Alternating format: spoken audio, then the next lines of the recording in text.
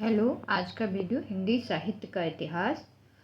तो हम आज आपको पढ़ाएंगे ध्रुवदास। कल हमने रसखान पढ़ाई थी, तो ये देखिए इसके वीडियो आप सुनकर लाभ उठाएंगे। तो पीडीएफ देखिए।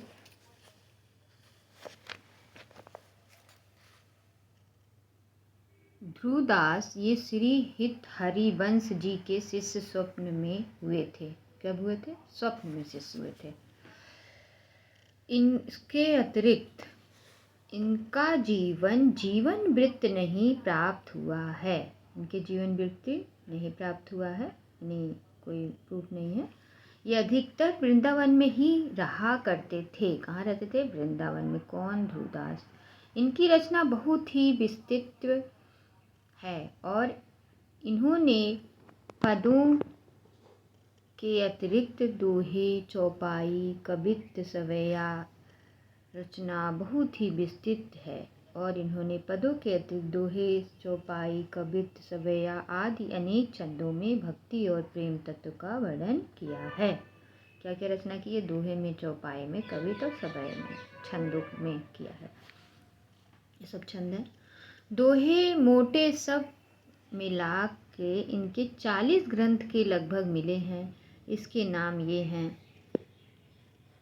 नाम देखिए इनके ध्रुवदास के ग्रंथों के 40 हैं लगभग। कुछ नाम यहाँ दिए गए हैं। वृंदावन सत, सिंगार सत, रस रत्नावली, नेह मंजरी, रहस्य मंजरी, सुख मंजरी, रति मंजरी, वन विहार, रंग विहार, रस विहार, आनंद शविनोद, रंग विनोद, नित्य विलास, रंग हुलास, मान रस लीला, रस लता, प्रेम लता। ये सब किसके हैं ग्रंथ? ध्रुवदास के। प्रेम अली, भंजन कुंडलियाँ, भक्त नामोली, मान सिंगार, भजन सत्य, प्रीति चौवनी, रस मुक्तावली, वामन बृहत पुराण की भाषा। वामन बृहत पुराण की भाषा एक है, ठीक है। सभा मंडली, रसांद लीला, सिद्धांत विचार, रस हीरावली, हित सिंगार लीला, ये एक है। हित सिंगार लीला इनके ग्रंथ है ध्रुवदास के। ब्रज लीला, आनंद लता, अनुराग लता, जीवन दशा, वैद लीला, दान लीला, ब्याहलो, आखिरी तक ब्याहलो है। तो इतने सारे दिए गए हैं इनके ग्रंथ यहाँ पर। नाभादास जी के भक्तमाला के अनुकरण पर इन्होंने भक्त नामवली लिखी। किसके? नाभादास के भक्त पर इन्होंने भक्त नामवली लिखी। भक्तमाला नाभादास की ना, भक्तमाला इनके ऊपर अनुकरण से, इन्हीं की नकल पे। अनुकरण मतलब नकल, जिसमें अपने समय तक की भक्तों का उल्लेख किया है। इनकी कई पुस्तकों में संबंध दिए हैं, जैसे सभा मंडली 1681, वृंदावन सत 1686 और रस मंजरी 1698। अतः इनका रचना काल संवत 1660 से 1700 तक मानी जा सकता है। इनकी रचना के कुछ नमूने नीचे दिए जाते हैं। रूप जल उठत तरंग है, कटछन के अंग अंग भौरन की अति गहराई है। नैनन को प्रतिबिंब परायो है कपूल में, तेई भय नींद जहाँ तहाँ ऐसी उड़ आई है। अरुण कमल मुस्कान मानो फबि रही, थिरकन वेसारी के मोती और की सुराई है। भायो मुद्दित सखी लाल को मराल मन, जीवन जुगल ध्रुव एक ठाव पाई है। नेह मंजरी के देखिए ध्रुवदास के, ये क्या सा था? सिंगार सत से था कि रूप जल उठत तरंग है। नेह मंजरी के देखिए कुछ पर। प्रेम बात कछु कही नहीं जाई, उलटी चाल तहाँ सब भाई। प्रेम बात सुनि बैरो होई, तहाँ सयान रहे नहीं कोई। तन मन प्राण तिहि छिनहारे, भली बुरी कछुए न विचारे। ऐसे प्रेम उपजे जबहि, हित ध्रुव बात बनेगी तबहि। अब भंजन सत से देखिए।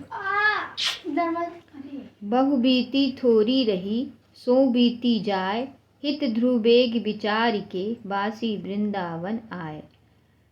बस वृंदावन आए त्यागी, जाहे अभिमानहि, प्रेम लील है दीन आपको, त्रित समझनहि। सकल सार सो सार, भजन तू करि रस रीत, रे मन सोच विचार रही, थोरी बहुत बीती। इसका भजन सत का है। बहु बीती थोरी, भजन रसत का ध्रुवदास। नेह मंजरी का प्रेम बात कछु नाही, ध्रुवदास। रूप जल उठत तरंग, सीता श्रृंगार सत का ध्रुवदास का। ठीक है। कृष्णोपासक भक्त कवियों की परंपरा अब यही समाप्त की जाती है। किसके? कृष्ण के। पर इसका अभिप्राय यह नहीं कि ऐसे भक्त कवि आगे और नहीं हुए। कृष्णगढ़ नरेश महाराज, नगरीय दास जी, अलबेली अली जी, चाचा हित वृंदावन दास जी, भगत रसिक आदि अनेक पहुँचे हुए भक्त बराबर होते गए, जिन्होंने बड़ी सुंदर रचनाएं की। पर पूर्वोक्त काल के भीतर ऐसे भक्त कवियों की जितनी प्रचुरता रही, उतनी आगे चलकर नहीं। वे कुछ अधिकतर अंतर देकर हुए। ये कृष्ण भक्त कवि हमारे साहित्य में प्रेम माधुर्य का जो सुधा स्रोत बह गया है, उसके प्रभाव से हमारे काव्य क्षेत्र में सरसता और प्रफुल्लता बराबर बनी रहेगी।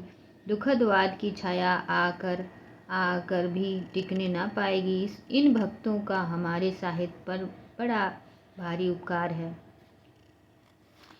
तो अब आगे चलते हैं। अभी तक आपने कृष्ण भक्ति काल के कवियों के बारे में पढ़ा। अब प्रकरण 6, पहले प्रकरण 5 था कृष्ण भक्ति काल, अब है प्रकरण 6 सगुण धारा। क्या है? सगुण धारा। भक्ति काल के फुटकर रचनाएं। सगुण धारा में क्या है? भक्ति काल के फुटकर रचनाएं। जिन राजनीतिक और सामाजिक परिस्थितियों के बीच भक्ति काल का प्रभाव उमड़ा, उनका संक्षिप्त उल्लेख आरंभ में हो चुका है। वह प्रभाव राजाओं या शासकों के प्रोत्साहन आदि पर आलंबित न था। वह जनता की प्रवृत्ति का प्रभाव था, जिनका प्रवर्तक काल था। न तो उनको पुरस्कार या यश के लोभ ने उत्पन्न किया था और न भय रोक सकता था। उस प्रभाव काल के बीच अकबर ऐसे योग्य और गूढ़ग्राही शासक का भारत के अधीश्वर के रूप में प्रतिष्ठित होना एक आकस्मिक बात थी। अतः सूर और तुलसी ऐसे भक्त कवीश्वरों के प्रादुर्भाव के कारण मैं अकबर द्वारा स्थापित शांति सुख को गिनना भारी भूल है। उस शांति सुख के परिणाम स्वरूप जो साहित्य उत्पन्न हुआ, वह दूसरे ढंग का था। उसका कोई एक निश्चित स्वरूप न था। सच पूछिए तो वह उन कई प्रकार की रचना पद्धतियों का पुनरुत्थान था जो पठानों के शासक काल की अशांति और विप्लव के बीच दब सी गई थी और धीरे धीरे लुप्त होने जा रही थी। पठान शासक भारतीय संस्कृति से अपने कट्टरपन के कारण दूर ही दूर रहे।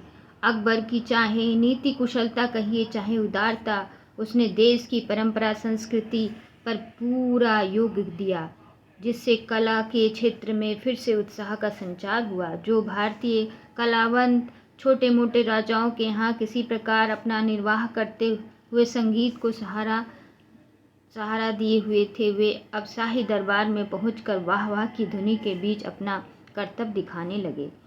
जहाँ बचे हुए हिंदू राजाओं की सभाओं में भी कवि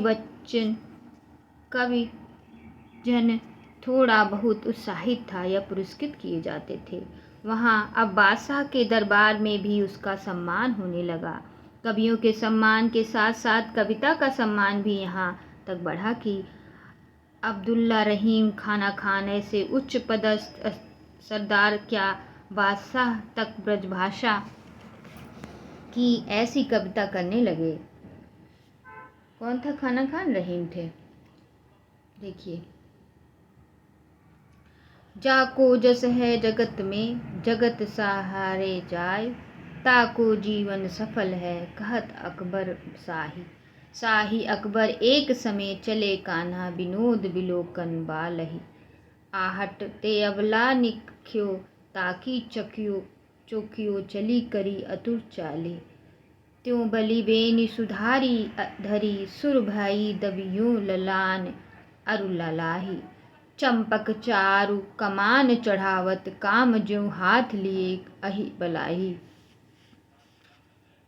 नरहरि और गंग ऐसे सुकवि और तानसेन ऐसे गायक अकबरी दरबार में शोभा बढ़ाते थे। यहाँ अनुकूल परिस्थिति हिंदी काव्य को अग्रसर करने में अवश्य सहायक हुए।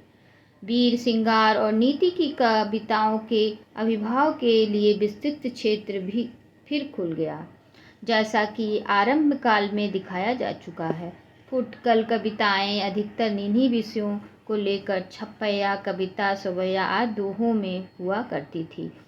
मुक्तक रचनाओं के अतिरिक्त प्रबल काव्य परंपरा ने भी जोर पकड़ा और अनेक अच्छे आख्यान काव्य भी इस काल में लिखे गए। खेद है कि नाटक की रचना की ओर ध्यान नहीं गया। हृदय राम के भाषा हनुमान नाटक को नाटक नहीं कह सकते। इसी प्रकार सुप्रसिद्ध कृष्ण भक्त कवि व्यास जी संवत 1620 के आसपास के देव नामक एक शिष्य का रचा देव माया प्रपंच नाटक भी नाटक नहीं, ज्ञानवार्ता है। किसका था? शिष्य का रचा हुआ था, व्यास जी के देव का। देव आ सकता है, देव माया प्रपंच नाटक, ठीक है। किसका है? देव का है। इसमें संदेह नहीं कि अकबर के रचनत्व काल में एक ओर तो साहित्य की चली आती हुई परंपरा को प्रोत्साहित मिला, दूसरी ओर भक्त कवियों की दिव्य वाणी का स्रोत उमड़ चला। इन दोनों की सम्मिलित विभूति से अकबर का राजत्व काल जगमगा उठा और साहित्य के इतिहास में इनका एक विशेष स्थान हुआ। जिस काल में सूर और तुलसी ऐसे भक्त अवतार तथा नरहरि, गंग और रहीम ऐसे निपुण भाव कवि दिखाई पड़े, उसके साहित्य गौरव की ओर ध्यान जाना स्वाभाविक ही है। पहले कवि हैं फुटकर में छीहल ये राजपूताने की ओर के थे। संवत 1575 में उन्होंने पंच सहेली नाम की एक कौन सी कविता लिखी थी? छीहल ने पंच सहेली, छीहल थे ना इसलिए पहले सहेलियों के बारे में लिखे, छीहल ही है। पंच सहेली नाम की एक छोटी सी पुस्तक दोहे में राजस्थानी मिली भाषा में बनाई गई। राजस्थानी भाषा में बनाई। छीहल जो उनकी रचना थी पंचसहेली किस भाषा में आ जाए तो राजस्थानी भाषा में। किस भाषा में और किस समय? तो संवत 1575 में। और किस में? राजस्थानी में। किसने? छीहल। नाम क्या था? पंचसहेली। जो कविता की दृष्टि से अच्छी नहीं कही जा सकती, ये आचार्य रामचंद्र लिखे हैं अपनी पुस्तक में कि ये अच्छी नहीं है, आ सकता सही गलत में। इसमें 5 सखियों की विरह वेदना का वर्णन दोहे इस ढंग से किए हैं। देखिए छीहल के जो रचना है पंचसहेली, इसके थोड़े दोहे। देखा नगर सुहावना, अधिक सुचंगा थानु, नाऊ चेहरी पर गटा, जन सुर लोक समानु, ठाही ठाही सरवर पैखे, सुभर भरे निवाड़, ठाही ठाही कुआं बवरी, सोहिए फटिक सवांग। सवाड़ राजस्थानी तो डाढ़ आता। सवाड़। ठाही ठाही कुंवर बवरी, सोहिए फटिक सवाड़। 1500 से 75 पूर्णिमा फगुण मास, पंचसहेली वाड़ई कवि छीहल परगास। इनकी लिखी एक बावनी भी है जिसमें 52 दोहे हैं। नमस्कार, अब कल आगे वीडियो बनेगी, ऐसा करते हैं।